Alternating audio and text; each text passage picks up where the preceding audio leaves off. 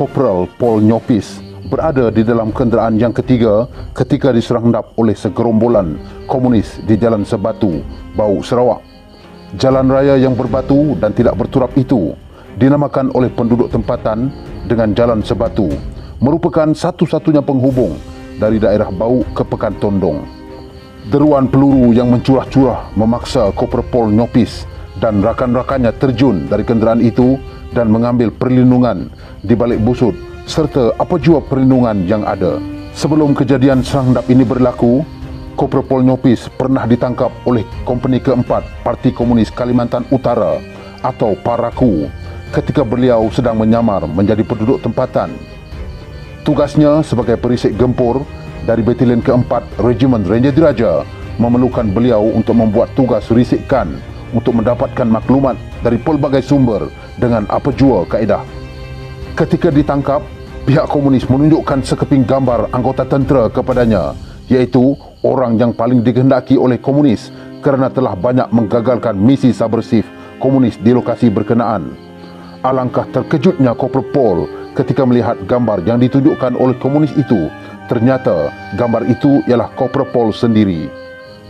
Namun, kerana kebijaksanaan Kopral Paul, komunis tidak dapat mengecam bahawa dialah yang di dalam gambar tersebut. Justru, komunis telah melepaskan Kopral Paul tanpa sedikit pun calar. Kopral Paul Nyopis anak Noyen. Mungkin nama ini tidak begitu dikenali oleh anak Sarawak maupun rakyat Malaysia. Namun, inilah individu yang sejarah perjuangannya bukan sedikit, dan beliaulah satu-satunya anak Sarawak dari etnik Bidayuh yang dianugerahkan oleh Duli Yang Maha Mulia Sri Paduka Baginda Yang di-Pertuan Agong dengan pingat gagah berani pada tahun 1975 di atas keberaniannya menentang ancaman komunis di Sarawak.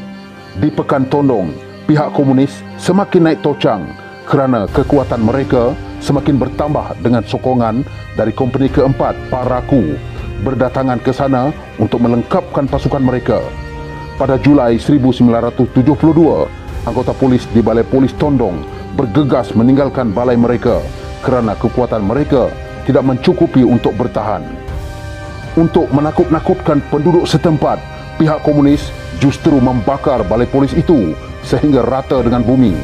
Malah, mereka turut membunuh beberapa masyarakat Tondong yang majoritinya berbangsa Cina Sarawak kerana dituduh sebagai mata-mata polis sehingga mereka digelar dengan panggilan anjing. Hukuman itu dijalankan tanpa penghakiman. Perkara ini telah menyebabkan para ketua-ketua kaum Cina dengan senyap-senyap pergi ke Pekan Bau untuk membuat laporan polis di daerah Bau. Setelah laporan itu dibuat, beberapa rangka operasi khas bakal dilaksanakan untuk membasmi segala bentuk keganasan yang dilakukan oleh komunis di Pekan Tondong. Bagi menyempurnakan operasi ini, pihak polis telah menggerakkan Batalion Ketiga Pasukan Polis Hutan sebagai kumpulan utama pada malam 15 Julai tahun 1972. Tayar-tayar kenderaan penggempur polis mula bergolek meninggalkan markas. Pergerakan ini melibatkan sebuah kenderaan berperisai sebagai pendahulu, 3 buah Land Rover dan 3 buah trak 3 tan. Kopral Paul berada di Land Rover yang ketiga bersama anggota-anggota polis dan dia sebagai perisik tentera yang bertanggungjawab untuk mengumpulkan maklumat-maklumat penting sepanjang operasi. Land Rover yang pertama dipandu oleh Inspektor Tan, manakala Land Rover yang kedua dipandu oleh Constable Bong Ah Tong dan Land Rover kedua turut dinaiki oleh Inspektor Razak, Michael Brand dan Kopralet bin Amin, dan seorang awam yang melaporkan kejadian serta seorang jurugambar. Land Rover yang ketiga pula dinaik oleh Kopral Paul Nyopis, John Luke dan Kopral John Yong dan Constable Morshidi. Ketiga-tiga trak pula membawa anggota dari Batalion Ketiga Pasukan Polis Hutan. Naluri Kopral Paul kuat mengatakan bahawa jika mereka tersilap langkah, pihak komunis pasti mengambil kesempatan untuk membuat serang hendap. Maka beliau telah pun mempersiapkan 2 laras senjata untuk digunakan sekiranya mereka diserang kelak.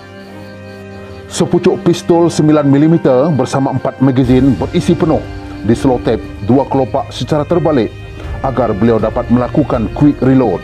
Sepucuk lagi senjata seling bersama dengan 4 juga magazin berisi penuh dan selotip sama seperti magazin pistolnya. Dengan bekalan itu cukup untuk meyakinkan beliau sebagai bekalan tempur yang serba ringkas.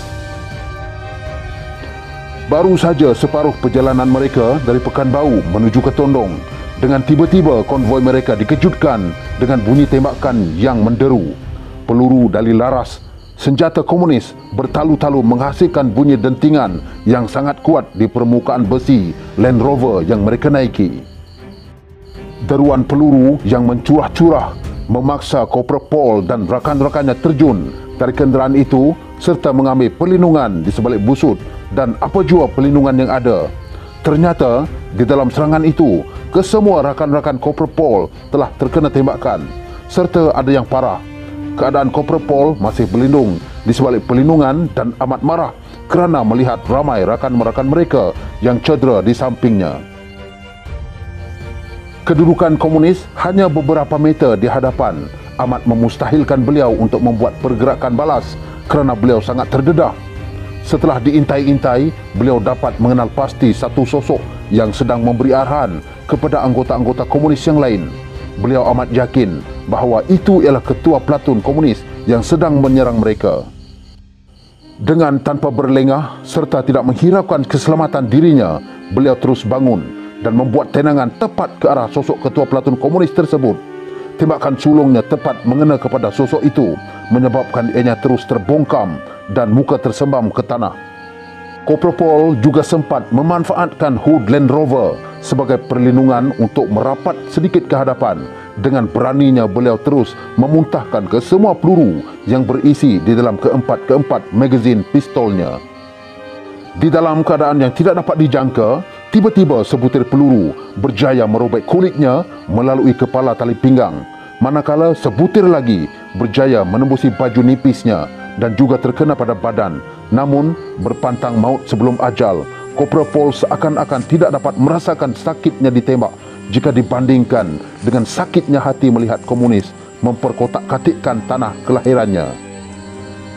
Darah yang masih hangat membasahi tubuh Korporal Paul, namun semangat agi hidup agi ngelaban tidak pernah luntur. Dicapainya senjata Sterling yang masih berisi 4 magazin penuh untuk terus memuntahkan peluru ke arah komunis. Seraya dengan itu, tembakan daripada komunis telah sedikit berkurang. Ekoran ketua mereka serta beberapa yang lain telah ditembak oleh Korporal Paul, namun tembakan mereka masih lagi berlaku walaupun sedikit redup. Situasi ini justru dimanfaatkan oleh Korporal Paul untuk menggunakan muslihat untuk menipu pihak komunis dengan teriakan yang kuat. Korporal Paul mengarahkan Company A dan Company B untuk mengambil kedudukan di kiri dan kanan. Namun itu hanyalah muslihat sahaja, walhal hanya Korporal Paul seorang sahaja di situ, dan Company A serta Company B memang tidak wujud. Ternyata akal untuk menakut-nakutkan komunis akhirnya berjaya. Seramai hampir 20 anggota komunis yang menyerang konvoi itu lantas berundur.